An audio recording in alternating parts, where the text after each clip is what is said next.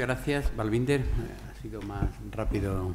Bueno, supongo que luego tendremos más tiempo para debatir. A continuación, un poco con este sueño y con esta idea de subir a 100 kilómetros, pues cómo se traduce estas ideas de empresa y de satisfacción de un mercado en términos de ingeniería, en términos de vehículo, en términos de ingeniería, en términos de mecánica de vuelo, de estructura, o en términos operacionales, cómo hay que certificar, cómo se va a desarrollar este producto. Bueno, pues todo lo que está detrás, que es muchísimo en cuanto a la ingeniería, nos va a hablar Rodrigo. Rodrigo Aya es ingeniero aeronáutico por la Universidad Politécnica de Madrid, y un dato que me ha gustado es que además es piloto privado, ¿no? Es el responsable de la división de vuelo atmosférico. Bueno, aquí el otro día me preguntaba alguien si vamos a subir a 100 kilómetros. Va a haber una parte bastante fuera de la troposfera, de 11 kilómetros o 10, de la unidad de ingeniería aeroespacial de Deimos Space. Las actividades de vuelo espacial cubren pues lo que hemos estado comentando: el flight mechanics, mecánica de vuelo, análisis de emisión y guiado, y fundamentalmente su experiencia viene relacionada con entradas planetarias. Tiene más de 15 años de experiencia en el sector aeroespacial y además ha estado como ingeniero de ensayos en vuelo para cazas y aviones de transporte.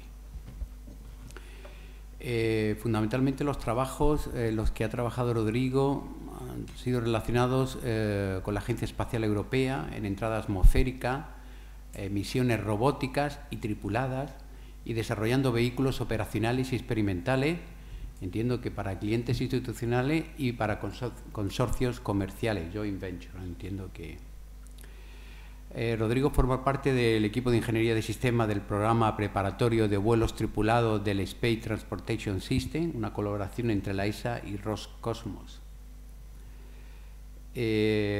Rodrigo es actualmente jefe técnico de análisis de emisión y diseño del EDL. EDL entiendo que es ExoMar Demonstrator Module. Entry Descent Landing, entrada de aterrizaje, sí, perdón. De ExoMar. Es la costumbre. Bueno, para la fase B, C y D, que supongo que será una de las de diseño y desarrollo. Y también del jefe de proyecto de análisis de emisión del vehículo intermedio experimental IXV en la fase C y D. Bueno, pues es el asesor, es el coordinador técnico y asesor de la participación de Deimos Space, empresa española, dentro del consorcio de Booster. Bueno, pues adelante, Rodrigo. Hola, buenas tardes. Bueno, yo voy a dar una presentación un poco diferente de la de Balvinder, así que voy a hacer más uso del ratón y de las slides, así que bueno, espero que sea amena. No va a haber demasiado tema profundo, pero bueno, yo creo que va a ser interesante.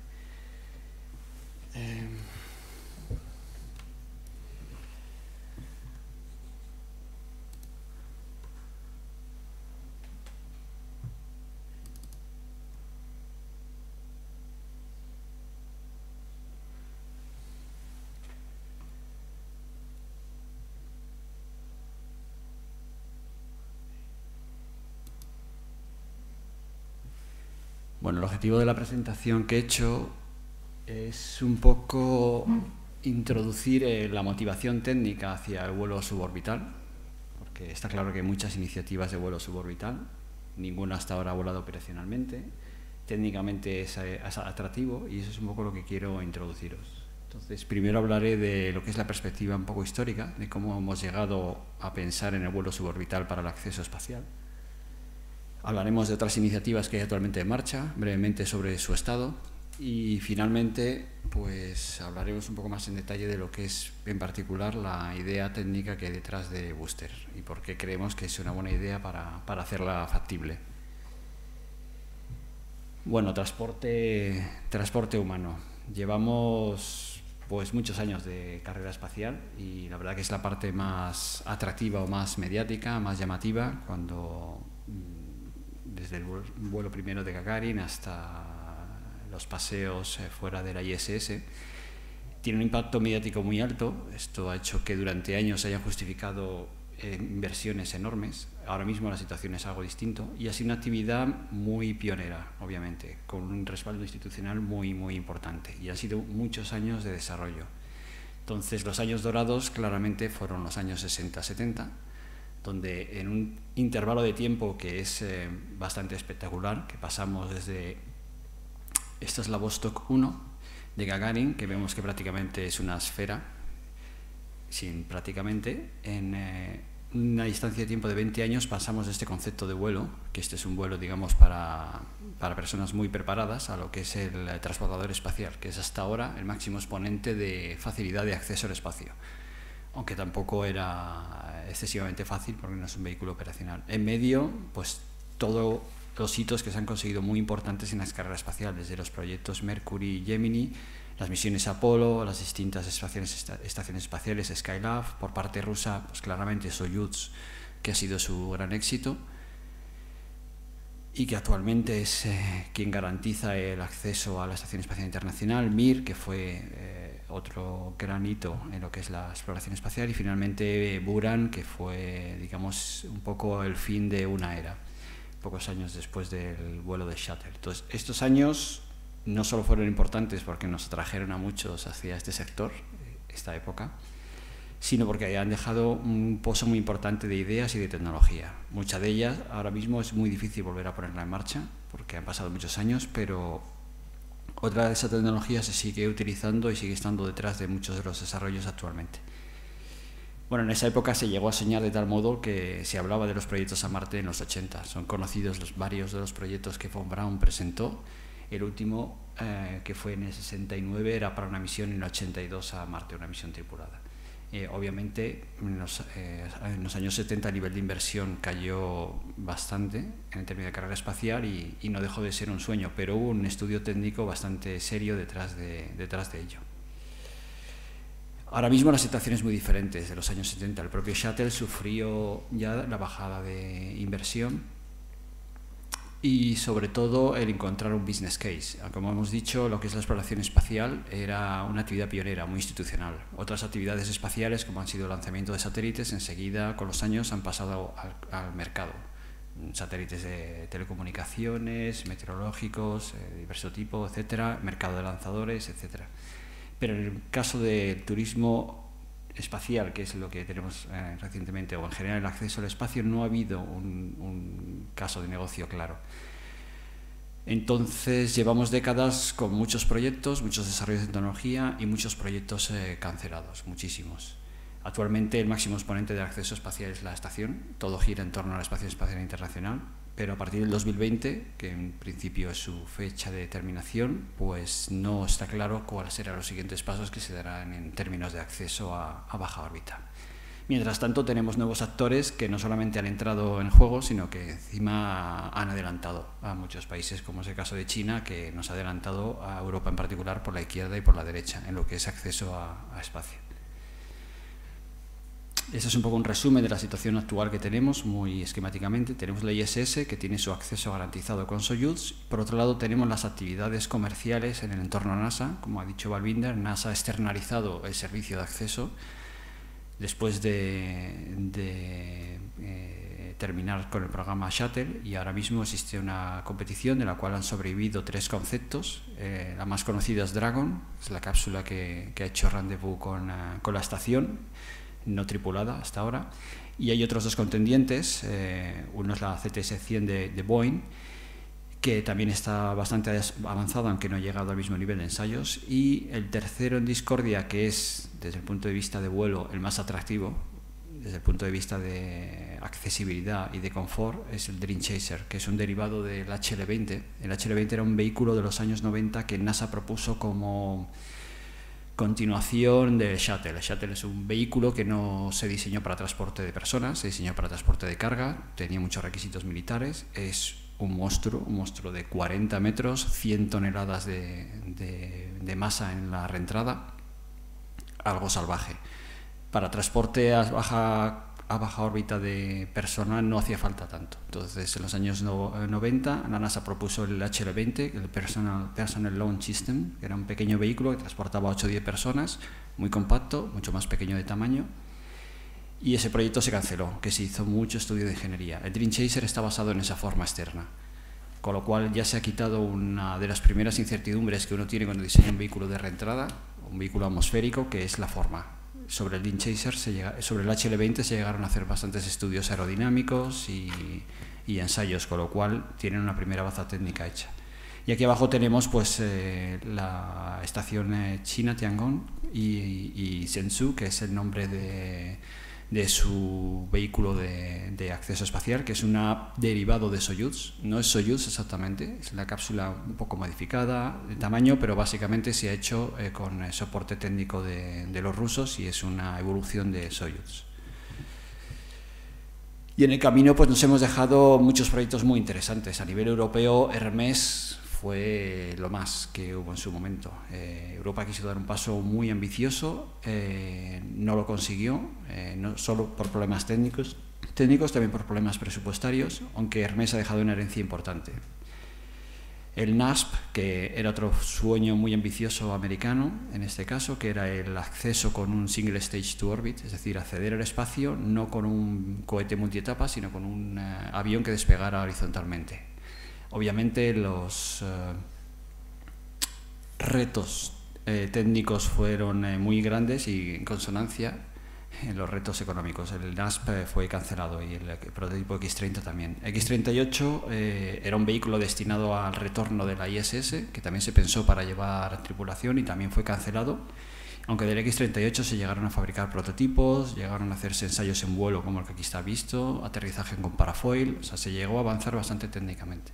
Y Europa estuvo muy involucrada, sobre todo en la parte de aerotermodinámica. El Benji Star, que era la siguiente generación después del Shuttle, y aquí es donde empezó un poco la pérdida de visión en cuanto a lo que es acceso al espacio. Se canceló este proyecto y a partir de aquí ya no ha habido una visión clara al otro lado del Atlántico sobre lo que es el acceso espacial. Y ahora mismo pues la situación es la que he comentado. Clipper, que era el siguiente paso después de Soyuz, que los rusos querían hacer. Estuvimos nosotros trabajando en este proyecto en el marco de la colaboración entre la agencia y Roscosmos y desafortunadamente no siguió adelante.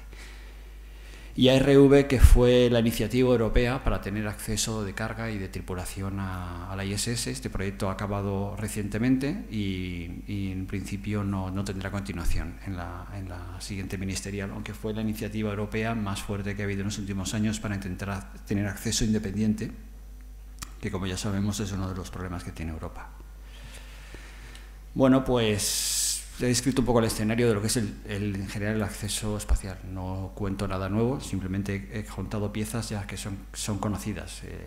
Obviamente el acceso al espacio es complejo por dos partes. Primero tenemos que gastar un montón de energía para ponernos en órbita, por lo cual estamos muy limitados por la tecnología de lanzadores que tenemos actualmente.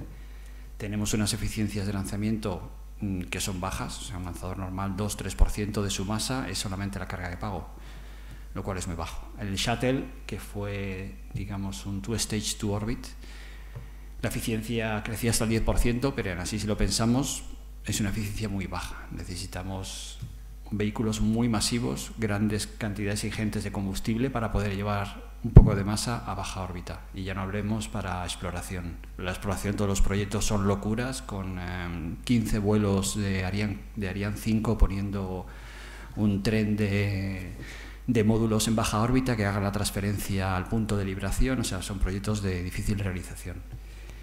Y claro, no solamente es difícil ir, encima es difícil volver, porque hemos dado mucha energía y para volver tenemos que perderla. Con lo cual la reentrada desde la baja órbita también es muy, muy demandante. Esta es la zona en que yo vengo trabajando más, que es vuelo atmosférico, pero digamos, es vuelo atmosférico destinado a lo que es en reentrada. Y el vuelo de reentrada, pues es conocido el concepto de corredor de entrada, que son el pasillo por el que tenemos que entrar respetando nuestras limitaciones. Obviamente, en los años 60 a los 70 los niveles de seguridad era distinto, la aproximación hacia los ensayos en vuelo era distinta, la capacidad de computación era distinta. Ahora mismo, con la cantidad de los requisitos que hay de seguridad, de safety, son tan elevados que los costes de desarrollo de esos proyectos tan grandes son difícilmente abordables. No podemos permitirnos vuelos con fallos y por eso se hacen pocas pruebas y las que se hacen son muy, muy costosas. Esto es lo que os había comentado antes, lo que es el corredor de entrada. Esto es una ilustración práctica de lo que es un corredor de entrada. Esto es lo que un vehículo cuando viene de baja órbita tiene que respetar. Por un lado, no tiene que quemarse. Estos límites que tenemos por aquí es el flujo de calor. Esto es la velocidad. No sé si llega a ver desde el fondo. Y esta es la aceleración de la resistencia. Aquí tenemos una serie de restricciones, factor de carga, presión dinámica, y aquí es lo que se llama el techo. Digamos que volando por aquí debajo rebotamos y volvemos a órbita. Es decir, que tenemos que volar por debajo de cierta altura para asegurar que no volvemos otra vez a órbita. Este corredor es estrecho en algunas de sus partes, sobre todo como veis en la parte inicial. Es lo normal. Es la parte donde disipamos mucha energía, donde se forma el plasma, donde se forma la onda de choque enfrente del vehículo. Se alcanzan fácilmente temperaturas en el plasma de 20.000, 25.000 grados. Los conceptos de protección térmica consiguen que las temperaturas en el sistema de protección térmica sean de 2.000 grados, aún así estamos hablando de temperaturas muy elevadas. Las restricciones son muy altas. Y esto es normalmente lo que tienen que cumplir los vehículos de reentrada. Aquí son distintas trayectorias, distintos vehículos que estudiamos en el pasado y que ilustran bastante bien lo que es la problemática del vuelo de reentrada.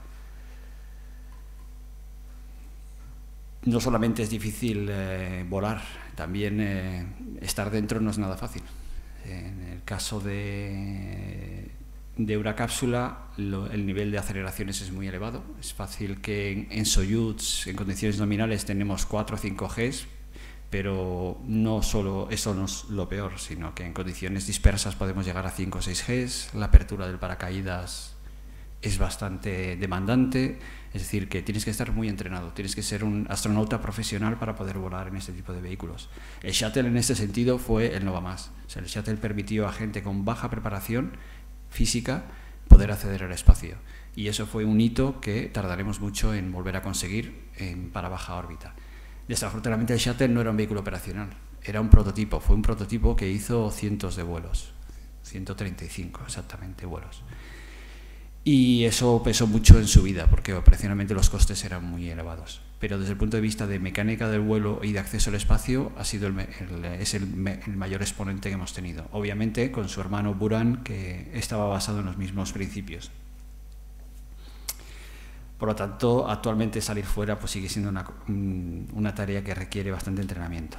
Esta lista, sobre la que no voy a entrar en mucho detalle, es un resumen de los efectos que sufrimos en el espacio y por qué necesitamos tenernos en cuenta en el diseño. Muchos son obvios, como pueden ser, por ejemplo, los aspectos relacionados con las altas temperaturas, el plasma, necesitamos sistemas de protección térmica. Otros, obviamente, están relacionados con la presión, obviamente necesitamos viajar en una cápsula presurizada, el factor de carga. Existen un montón de efectos adversos y la tripulación tiene que estar preparada y requiere un entrenamiento especial.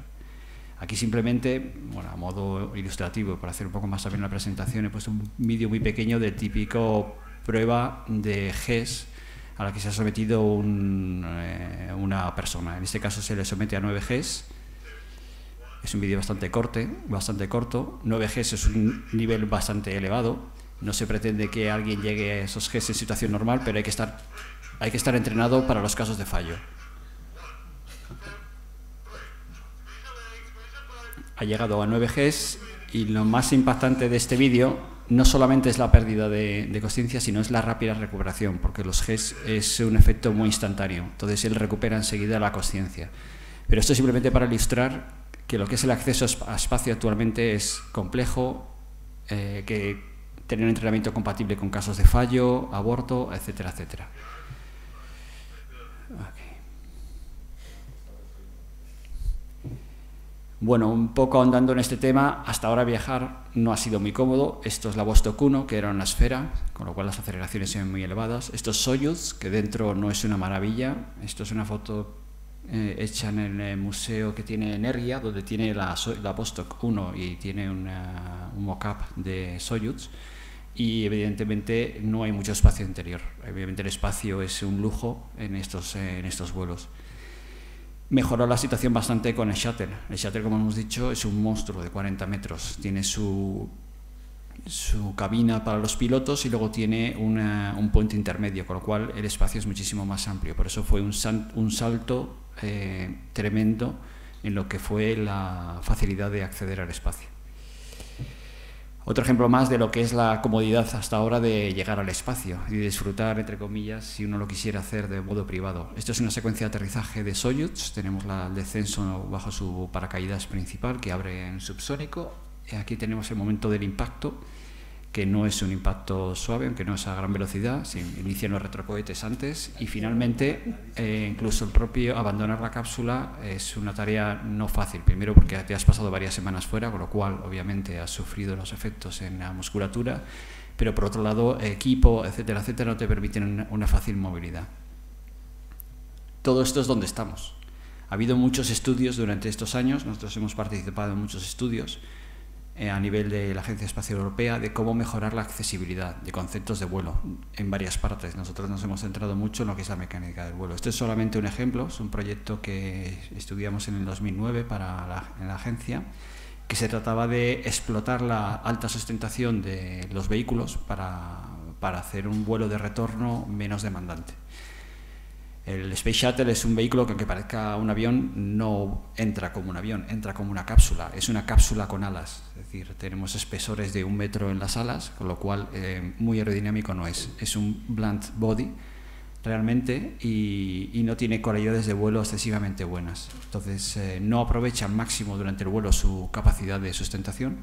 Hay otros conceptos que obviamente sí que son más sustentadores, pero tiene otras desventajas principalmente desde el punto de vista de sistema térmico. Entonces, este proyecto fue muy interesante porque aquí se abordaba ya lo que era el lanzamiento aerotransportado, en este caso encima del Antonov 225, porque para acceder al ISS necesitamos un nivel de energía muy elevado, con lo cual los boosters que necesitamos son muy pesados y el mejor avión para hacer eso es el Antonov 225, el único avión diseñado para llevar algo encima. Esto es simplemente un ejemplo. Ha habido muchos estudios a nivel de la agencia en Estados Unidos para intentar mejorar lo que es el acceso espacial. Actualmente la situación es la que he comentado. Seguimos operando con las cápsulas y en un futuro tenemos posibles vehículos más avanzados, pero todavía no. En este caso, como ilustración, esto es simplemente un envolvente del factor de carga en función del Mach, desde Mach 25 hasta Mach supersónico bajo, vemos que no supera 1,2. Estos vehículos que tienen un L partido por D, o sea, una eficiencia aerodinámica del orden de 3,5 o 4, obviamente comparado con un avión puede parecer bajo, para un vehículo hipersónico y supersónico es un nivel bastante elevado. Gracias a esto conseguimos mantener factores de carga bajos, lo cual sería compatible con llevar una tripulación no entrenada o con menos entrenamiento. Safety. Punto muy importante comentado por Balbinder. En la carrera espacial hasta ahora se ha cobrado muchos incidentes y accidentes, varios de ellos conocidos. Primero, porque es una actividad de pioneering, porque ha habido muchos retos, porque los niveles de seguridad que se pedían antes no son los mismos que se pedían ahora.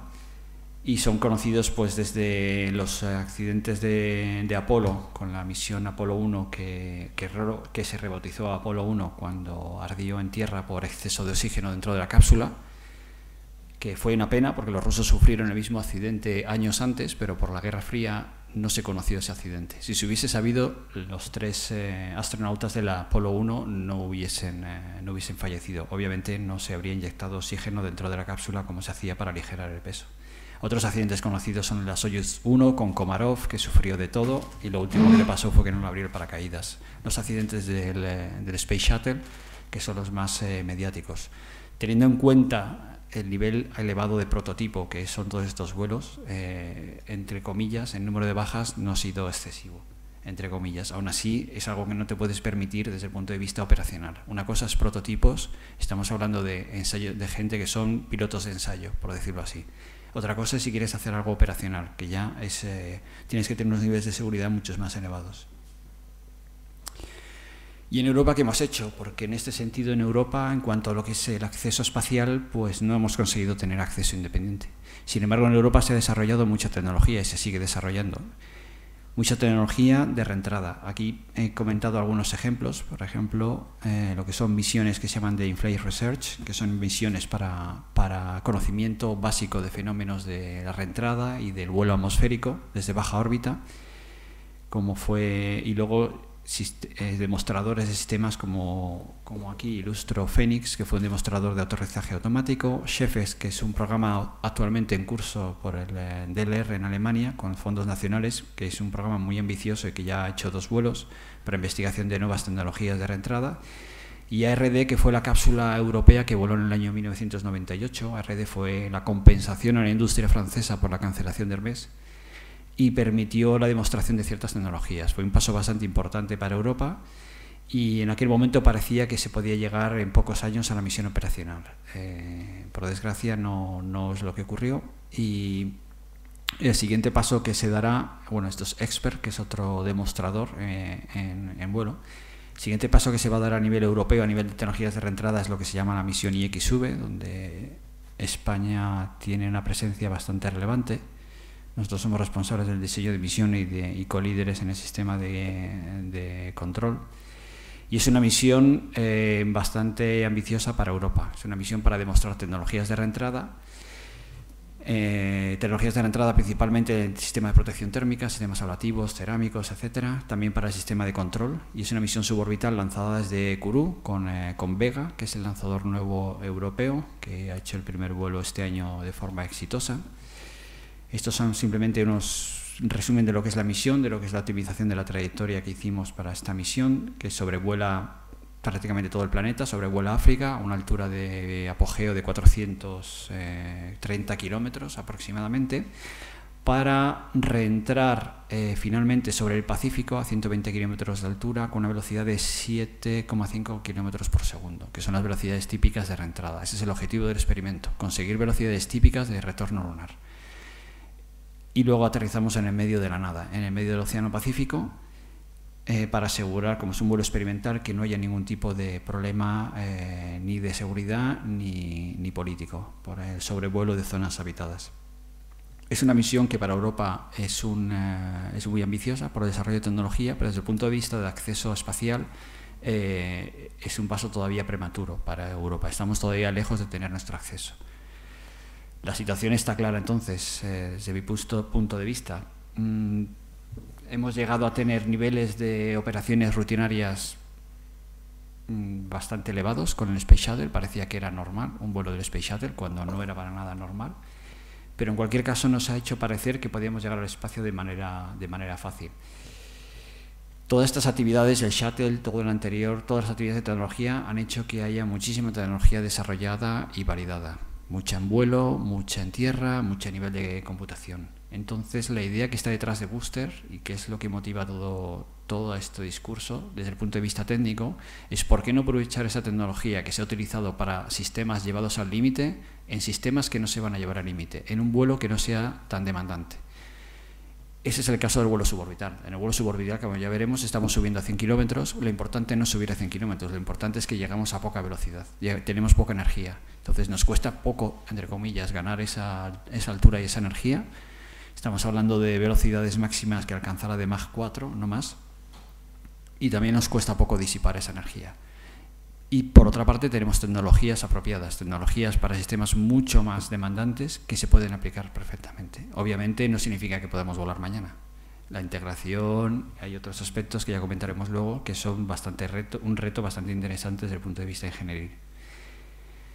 Entonces llegamos al vuelo suborbital, lo que queríamos comentar, pues bueno, esto ya lo he comentado principalmente. El vuelo suborbital ha sido una idea para acceder al espacio de una forma más sencilla, una forma más modesta. Obviamente es mucho más atractivo pasarte varios días dando vueltas alrededor de la Tierra que un vuelo de pocos minutos.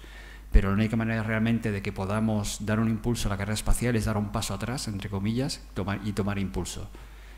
Aprender de los vuelos. Ahora mismo el hecho de no volar es muy negativo para el acceso espacial, porque no ganamos experiencia. El hecho de volar muchas veces hará que mejoremos los diseños y que el acceso sea mucho más fácil.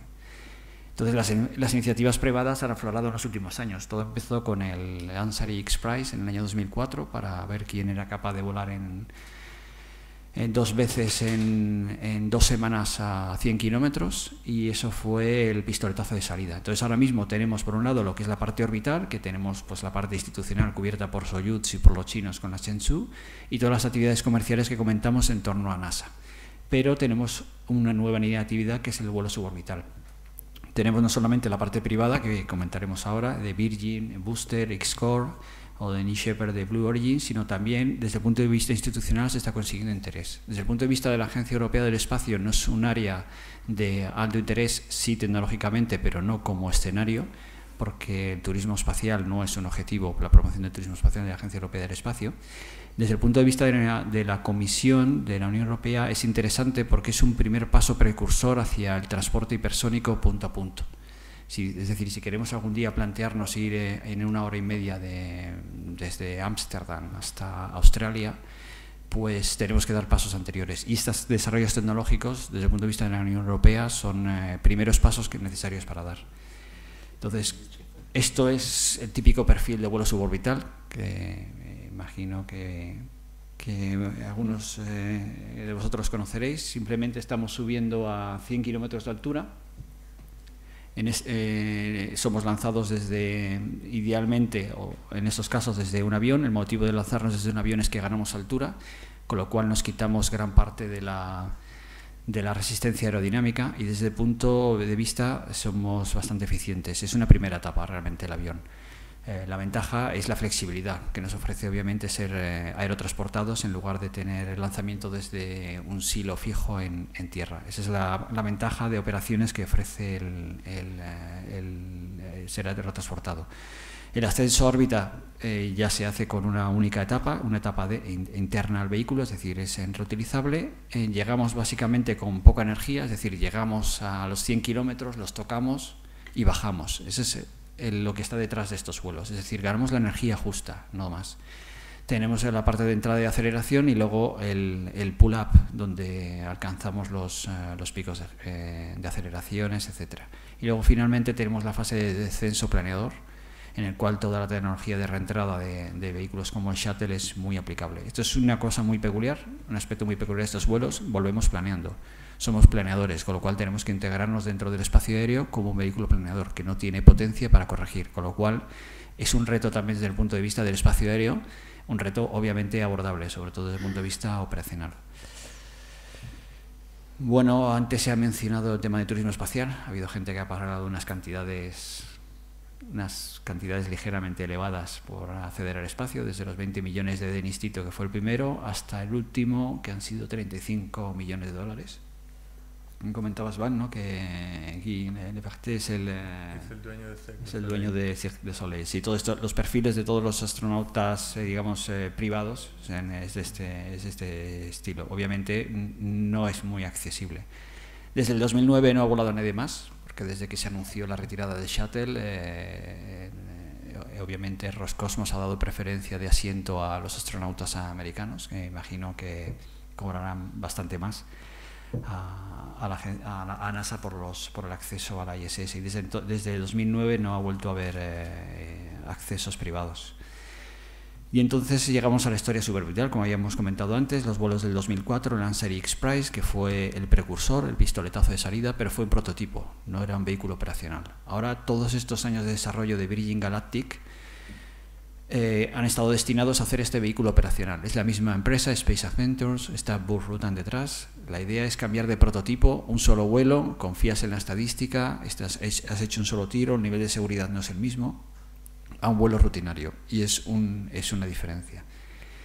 Esta imagen ilustra lo que se quiere que sea el nuevo Spaceport. Como ha dicho Balbinder, esto es una experiencia única. Desde el punto de vista, en Estados Unidos se ha abordado como incluso crear tu propia infraestructura, no porque haga falta, porque ese tipo de vuelos no requiere una infraestructura aeroportuaria especial, requieren pistas largas, pero pistas largas estamos hablando de 3 kilómetros en adelante. Una pista de 3 kilómetros en adelante tenemos muchas, y en España empezamos, no voy a hablar de Barajas obviamente, Ciudad Real 4 kilómetros, León 3 kilómetros, Valladolid también 3 kilómetros, hay pistas muy largas en España y en muchos aeropuertos, con lo cual simplemente necesita una pista de gran tamaño. Obviamente el entorno en el desierto de Mojave es particular, pero como ha dicho Balbinder, yo creo que en España podemos ofrecer también entornos ciertamente particulares. Y Virgin son los que llevan la delantera, y como decía Balbinder, interesa que vuelen, claramente, porque demostrarán que es factible. Actualmente Virgin lo que tiene son 2 caballos de batalla y que justifican el retraso de su desarrollo. Uno, que el avión nodriza es nuevo, es nuevo. Esto es ideal. Si te lo puedes permitir, creas un nodriza nuevo, no tienes problemas de integración y de separación. La separación es un aspecto técnicamente delicado en el vuelo aerotransportado. Entonces, en este caso tienes tu nodriza, separas tienes 2 fuselajes, el ratón no funciona, 2 fuselajes para colocar el vehículo en medio, limitas las posibilidades de impacto, etcétera. Pero obviamente tienes que desarrollar el avión. Y lo peor, digamos, desde el punto de vista técnico, es la propulsión. La propulsión es nueva, es propulsión híbrida. Idealmente, esta propulsión que combinas combustible sólido y líquido ofrece ventajas desde el punto de vista de seguridad, etcétera. Pero propulsión es como el vino, los años cuentan. Y normalmente en la propulsión el tiempo que te lleva a desarrollar un motor fiable es elevado. Y esto es lo que le está causando más problema a Virgin, tener un motor fiable para las operaciones. En el concepto de booster, la diferencia, como ha mencionado Val, es que se va a integrar un motor ya existente. Es un motor criogénico, el RL10, se ha utilizado como etapa superior de Atlas. Ha hecho cientos de vuelos, es un motor muy demostrado, tecnología, digamos, entre comillas, de los 60, porque ha ido evolucionando como todo buen motor. Y tiene retos, obviamente. Hay que integrarlo dentro de un airframe donde va a haber tripulación dentro. Estamos hablando de combustible criogénico, pero no es el mismo tipo de reto que asume integrar un motor nuevo. Otro concepto es el Lynx de Xcore. Aquí el concepto es diferente, no tenemos avión nodriza, es todavía más reto porque directamente despegamos desde el aeropuerto y llegamos a órbita. Obviamente este single stage es muy atractivo en cuanto a reusabilidad, en cuanto a simplicidad, menos sistemas, menos vehículos, menos desarrollo, pero obviamente pagamos un precio principalmente en masa. La gente de Xcore está muy avanzada en tema de propulsión, van a utilizar la propulsión que combina oxígeno con queroseno y es principalmente su baza tecnológica más importante. Desde el punto de vista de ensayos están un poco por detrás, entre comillas, de Virgin en cuanto mediáticamente, pero han desarrollado el X-Racer, que es un prototipo para el motor. Entonces el motor del equipo de Xcore está en un estado bastante avanzado. Todos ellos están ensayando en el aeropuerto de Mojave, que ahora mismo son los únicos que están haciendo negocio con el turismo espacial, porque tienen una actividad bastante importante todos los días de ensayos de motor, ensayos en vuelo, no solamente de la gente de turismo espacial, también de las actividades comerciales de NASA. El New Shepard, que lo hace la empresa Blue Origin, que es la empresa de Jeff Bezos, sí, de Amazon, que también ha sido un competidor para los temas de acceso a la ISS, aunque al final no ha recibido fondos adicionales. Ha propuesto un vehículo alternativo, que este vehículo lo que tiene es un despegue vertical y despegue horizontal. Está un poco basado en el Delta Clipper de los años 90. Tiene retos también importantes como es el desarrollo de la propulsión una vez más y el concepto de despegue vertical y horizontal. Es decir, el nivel de innovación es bastante alto. Esto introduce obviamente riesgo. Y al final, bueno, queremos ir a órbita baja, 100 kilómetros, para llegar, rascar el cielo y bajar, pero hay una visión un poco más a largo plazo. Por una parte es tener infraestructura espacial. Ahora mismo hay infraestructura espacial con objetivo de turismo espacial que se ha lanzado. La Genesis 1 y Genesis 2 fueron 2 módulos de Bigelow que se lanzaron el último en el 2007 y que son un precursor de lo que se cree que puede ser una futura infraestructura privada en órbita baja. Esto es a lo que se pretende dar a llegar. En algún momento tendremos una estación en órbita baja y se hará turismo a esa estación. Pero bueno, paso a paso, claramente. En el marco de la Unión Europea, como he comentado, hay un proyecto muy interesante en el que nosotros estamos involucrados, que se llama Fast 20X6. Es un proyecto para desarrollo de tecnología destinado a vuelo suborbital. En este proyecto se abordan aspectos como la propulsión híbrida, porque está habiendo equipos de la Universidad de Bruselas y de Berlín que muy prolíficos en el tema de investigación de la propulsión híbrida, pero como he dicho, es investigación, está a un nivel todavía bastante elemental. Por otra parte, el otro punto importante es la parte de GNC, el sistema de guiado, navegación y control, en el que nosotros contribuimos, que ese es nuestra principal baza en este proyecto, aparte de la mecánica del vuelo, pero también se aborda otro tema muy importante en los vuelos suborbitales, el aspecto legal y operacional y certificación. Estamos volando a 100 kilómetros, que no es ni espacio ni aeronáutica. Entonces este vacío produce vacío ya simplemente saber quién te tiene que certificar o quién te tiene que autorizar el vuelo. Entonces este aspecto está lejos de estar resuelto. En Booster hay una aproximación bastante inteligente desde mi punto de vista, porque no la he propuesto yo, por lo cual me permito decir que es bastante inteligente a lo que es la certificación. Y el aspecto legal también es importante, aseguros, etcétera, etcétera, sobrevuelo. Todos estos aspectos se han analizado en este proyecto europeo y finalmente todo lo que es relacionado con el impacto medioambiental. Hay un impacto medioambiental obviamente en estos vuelos, porque una cosa es un vuelo espacial de vez en cuando, otra cosa es un vuelo rutinario de 1 o 2 veces por semana, de un vehículo que, aunque en nuestro caso sea criogénico y esté lanzando agua, pero está lanzando agua vapor de agua a elevadas alturas, con lo cual tiene un impacto climático. También lo que es la onda sónica. Este proyecto tenía 2 escenarios de análisis. Uno de ellos es precisamente el escenario suborbital, es decir, vuelo a 100 kilómetros y reentrada. En este caso el vehículo era un derivado del Phoenix alemán, y sobre este vehículo sobre el que se han hecho diseños y desarrollos tecnológicos de varios tipos. Y el otro concepto es lo que debería ser el futuro de una iniciativa como Booster o del vuelo suborbital, es el transporte de punto a punto. Esto es un concepto para la segunda mitad de siglo, el Space Lena, propuesto por el DLR, en el que estamos nosotros contribuyendo, y que es simplemente un concepto de vuelo hipersónico desde París París o Europa Central a Australia o Japón en 1 hora y media. Estos son detalles de este proyecto. Este proyecto es un poco peculiar porque no es transporte hipersónico puro, es decir, no es que lleguemos a una altura y tengamos un scramjet o un ramjet, es un concepto de reentrada. Entonces, en cierto sentido, estamos cerca de lo que es el vuelo suborbital que estamos hablando. Y bueno, finalmente entramos un poco más en detalle de lo que es Booster, aunque ya he dado las principales pinceladas. Voy a intentar hablar con un vídeo de fondo, que yo creo que va a ser bastante más ameno que intentar contar los detalles técnicos directamente sobre slides. Nosotros aquí participamos en lo que es la parte de Mission Engineering, diseño de misión, aerodinámica, CFD, mecánica del vuelo, sistema de guiado, navegación y control, y la parte de lo que es segmento de tierra, lo que son operaciones en tierra. Y bueno, pues este es el vídeo, que son unos 11 minutos, creo, más o menos. Sí, 11 minutos, y sobre él iré contando los detalles. Espero que haya arrancado. Sí.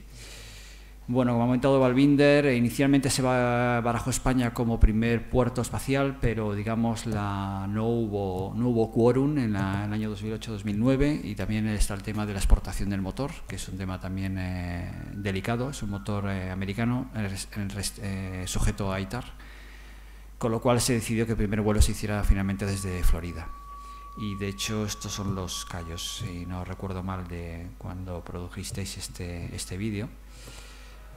El concepto de Booster, que lo veremos ahora rápidamente, es montar el vehículo en lomos de un avión comercial existente. En este caso sería 300, preferiblemente no un avión excesivamente moderno, porque es más fácilmente modificable.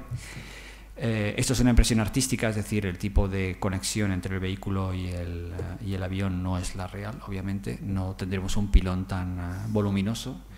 Obviamente habrá un pequeño ángulo de ataque. La separación presenta retos bastante interesantes, porque obviamente estamos dentro del flujo del ala, y si no tenemos la actitud adecuada es fácil que el vehículo al separarse vuelva a impactar. En este proyecto europeo se han hecho bastantes estudios de CFD dinámico para el estudio de las trayectorias de separación. En cualquier caso, es simplemente un problema de ingeniería normal, no nada más. Se ha demostrado la separación en vuelo de objetos masivos, como fue el Space Shuttle. El Space Shuttle volaba a lomos de un 747 y se hizo un ensayo de separación para casos de aborto y para demostración de tecnología. No ha sido el último caso, ha habido más casos en el pasado, pero ha sido el más reciente y uno de los más llamativos. Ha habido otros casos de separación, como el M21 del SR-71, que llevaron al desastre y al accidente. Eso fue en los años 70, pero digamos es un problema, es un reto técnico, pero que tiene solución. En este caso, las dimensiones obviamente del vehículo frente al Carrier no son las mismas que el Shuttle frente al 747, con lo cual el problema se alivia bastante. Bueno, pues el vehículo lo único que inicia es un vuelo hacia una altura de crucero. Cuanto más altos podamos, mejor. La velocidad no nos importa tanto. No es una cuestión de ganar delta V, es una cuestión de reducir densidad. Con eso es con lo que ganamos principalmente en este concepto. Con lo cual, obviamente, vamos a intentar llegar a ser posible a los 15 kilómetros como altura ideal de release del Carrier. Obviamente la maniobra de release, que en este vídeo es una animación, la maniobra óptima para este tipo de vehículos es una maniobra de eje invertido para el Carrier, es decir, que para favorecer la separación, es decir, hacemos un lóbulo parabólico, nos separamos y de esa manera maximizamos la separación entre el Carrier y el transportador espacial, por llamarlo así. Bueno, esta primera parte es un poco larga.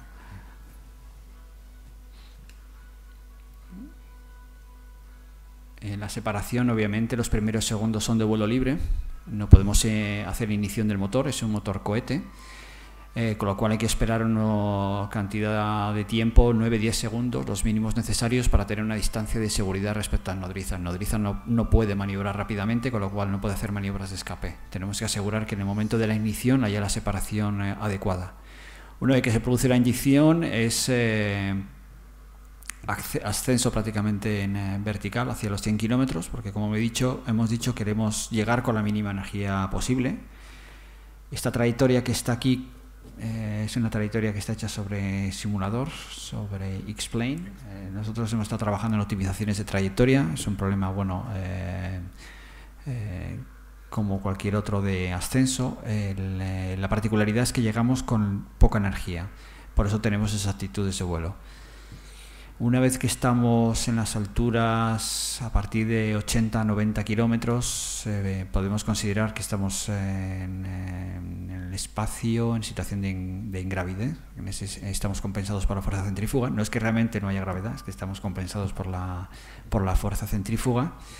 Y esa experiencia es la que dura entre 5 y 10 minutos. Obviamente, esos 5 o 10 minutos depende del diseño de la trayectoria, depende de la velocidad y del delta V que el motor cohete sea capaz de darnos, depende de la masa. Entonces, ahora mismo estamos moviéndonos en ese marco y obviamente a lo largo de la evolución del proyecto son números que seguro van a bailar.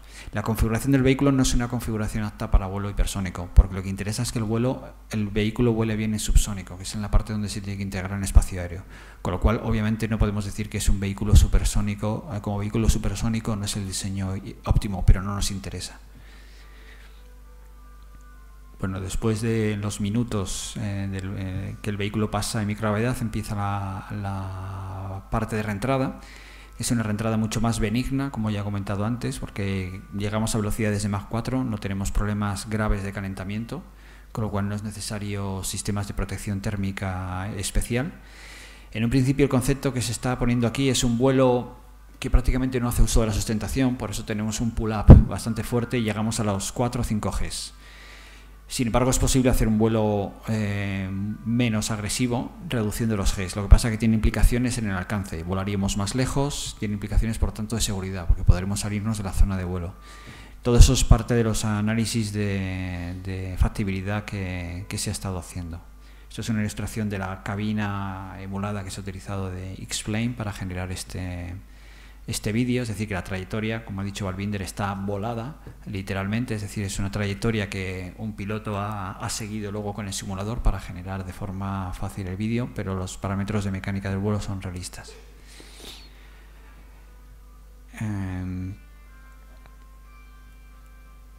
Bueno, seguro que tú, Balbinder, aquí podrías decir mucho sobre la experiencia de estar ahí arriba desde el punto de vista del pasajero, desde el punto de vista del ticket. Sí, no, me estoy refiriendo desde lo atractivo que puede ser esa experiencia, obviamente.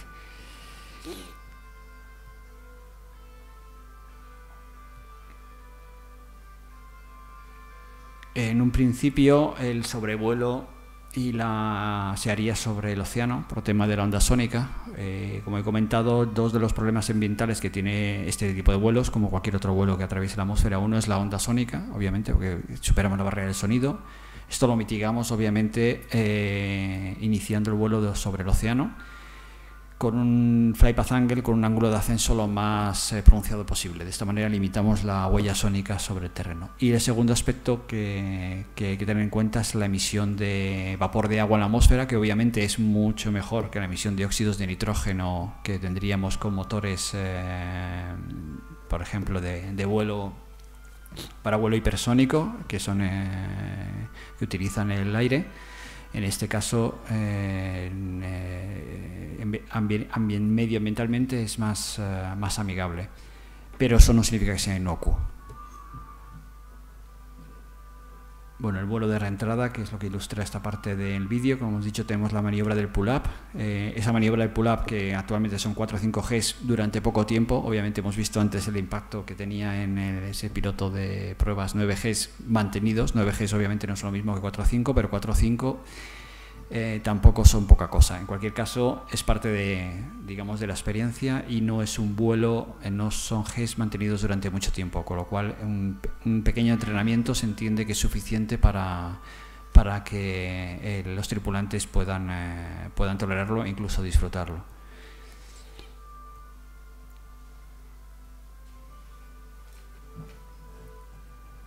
Luego, estos vehículos, como he comentado, el aterrizaje es no propulsivo. Lo que vemos ahí son las toberas de los motores cohete, de los dos RL-10 que lleva, pero la integración en el espacio aéreo es no propulsiva. Es decir, es un poco como le ocurre al Space Shuttle. Desde el punto de vista operacional, por tanto, requerirá ventanas que se acuerden con el espacio aéreo.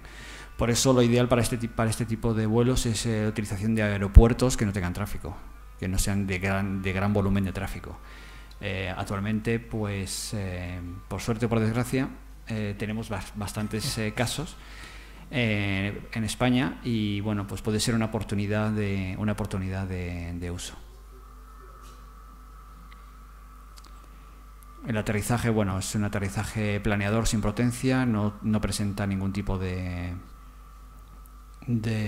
reto técnico más allá que no es un aterrizaje normal. Estamos entrando con ángulos de descenso más pronunciados porque tenemos el partido por D bastante más bajos, pero no es nada particular.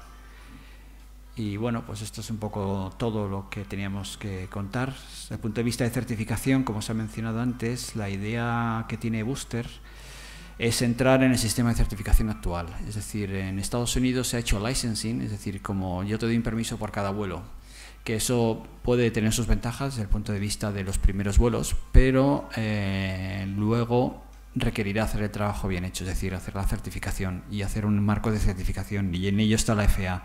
Sin embargo, otra opción es intentar entrar en el marco regulatorio actual. Desde el punto de vista europeo, por ejemplo, entrar dentro de lo que es el equivalente digamos a las FAR 23, a lo que es el capítulo 23 de aviación general, con algunas extensiones debido a las particularidades. Si se consigue entrar dentro de ese marco, primero se consigue la ventaja de tener un prototipo certificado. Desde el punto de vista de seguridad y de entrada en el mercado, es una ventaja indudable. Segundo, no creamos un marco regulatorio nuevo. Yo me puedo imaginar, si yo soy la autoridad reguladora y tengo que crear un marco nuevo para un vehículo que todavía no ha volado, probablemente sobre-regularé.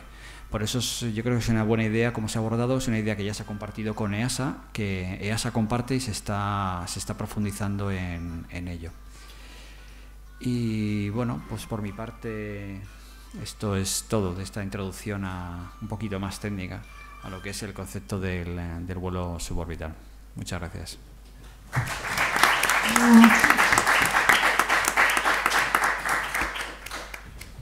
Muchas gracias, Rodrigo. Yo creo que